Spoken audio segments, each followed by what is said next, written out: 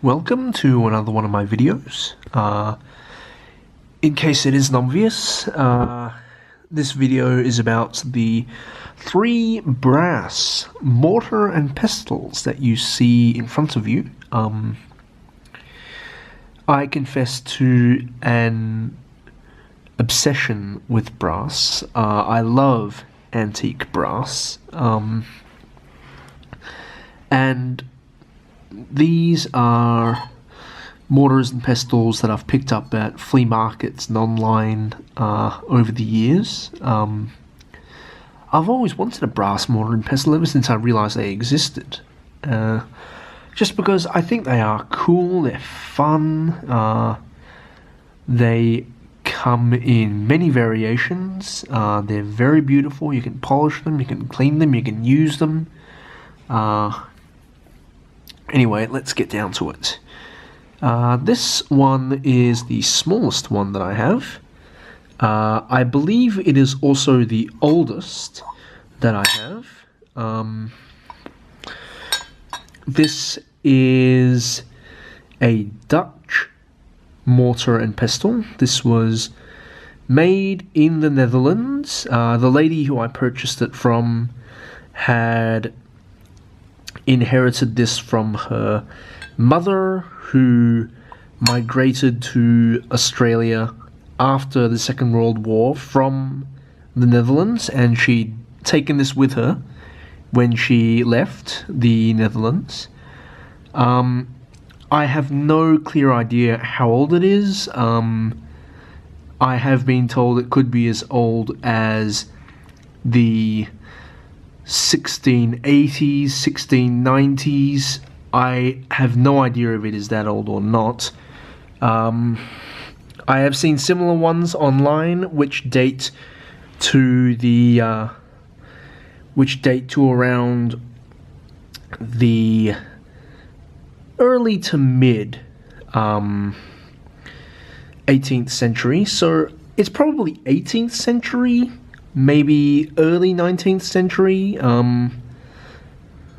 This mortar is quite small. It's about the size of a ordinary coffee mug,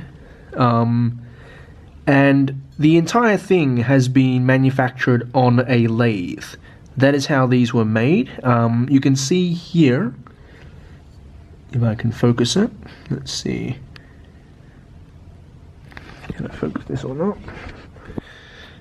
You can see here, right at the end, there's a hole, there's a little pinprick here, and that is where the lathe was drilled into the brass, and the entire thing would have been spun on a lathe and shaped with tools and chisels to produce this beautiful round mortar, and to cut the 4 decorative rings inside on the base.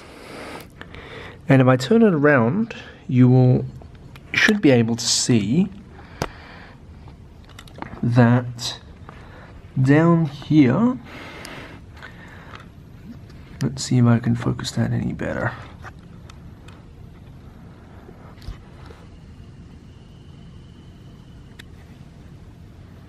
There we go.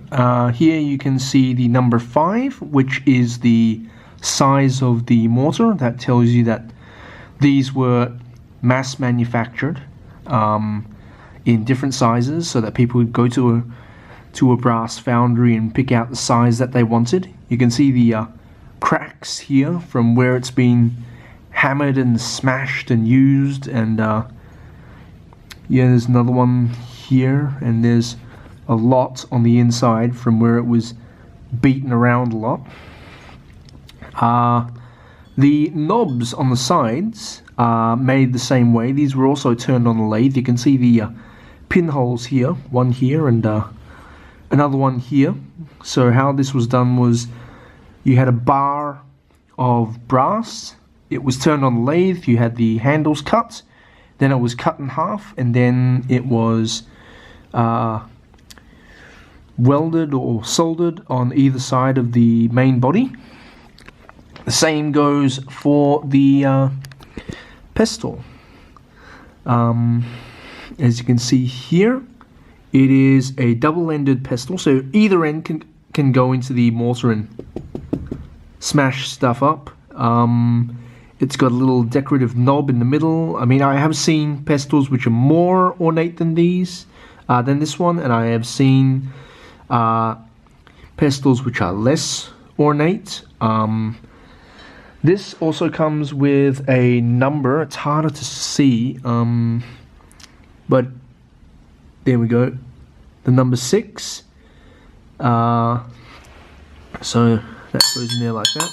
Now, you might be wondering, what's the point of these cute little knobs on the sides? Well, this is so that originally this would have sat in a, let's zoom out a bit.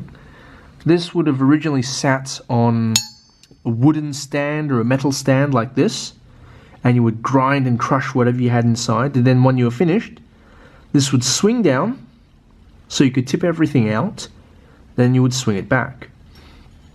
Now, mortars and pestles have been made out of all kinds of things: porcelain, stone, glass, brass, bronze.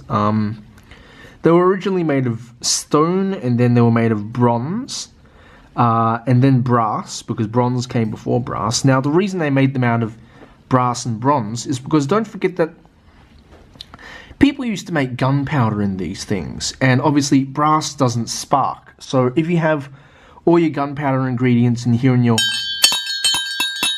smashing away at it, there's no risk of the pestle hitting the side of the mortar, creating a spark, and all this stuff in here exploding. So that's why they were ground up in brass mortars and pestles.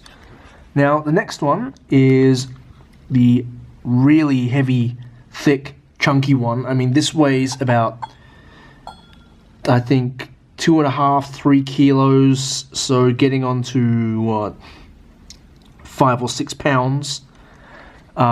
This is, I believe, sandcast instead of being lathe turned. You can see it is much, much thicker than the other one.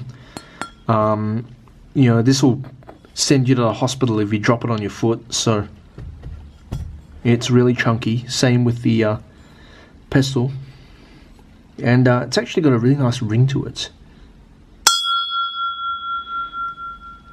So there's that one.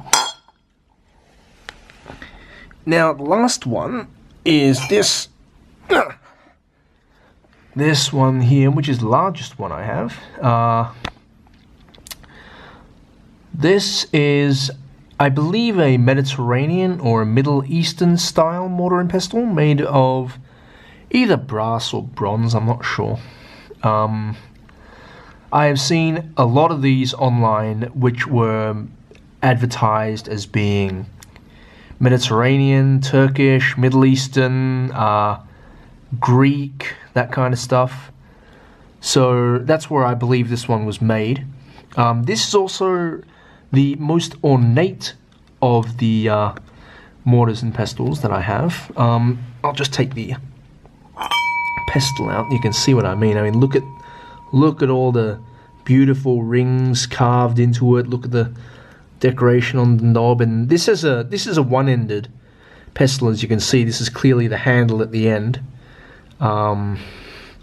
This has also been, I believe, yep, this has also been lathe turned. You can tell because it's got the pinhole at the end where the lathe would be drilled into the rod of brass when it was spun on the lathe, and then you would chisel it down.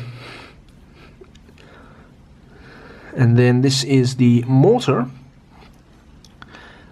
which again was very nicely decorated. You can see all the rings in here, the rings on the outside, and some of the, it's a bit worn, some of the decoration here on the edge, and if you flip it over, there's even more on the underside. So this is really, really nicely decorated. It's really nice. It is also quite chunky, not as heavy as the second one, but still it's nice. And this also has a really nice ring to it. I mean, you can use that as a bell. I mean, it's lots of fun. So there we have it. 3 brass mortar and pestles. Now, mortars and pestles, I think one of the reasons that they fascinate me is because they have a very, very, very long history. I mean, this is one of the oldest tools in the world beyond the pointed stick. I mean, you know, mankind has been using mortars and pestles for grinding up herbs, for grinding up spices, for making lotions and potions and medicines, and for all kinds of things. I mean, for a long time, mortars and pestles were your food processor. They were your crusher, your grinder, your powderizer.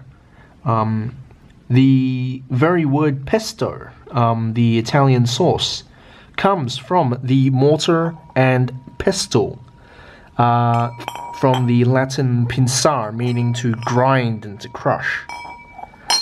And mortars and pestles remained highly important items for centuries in all kinds of cultures, from China to the Middle East to Western Europe.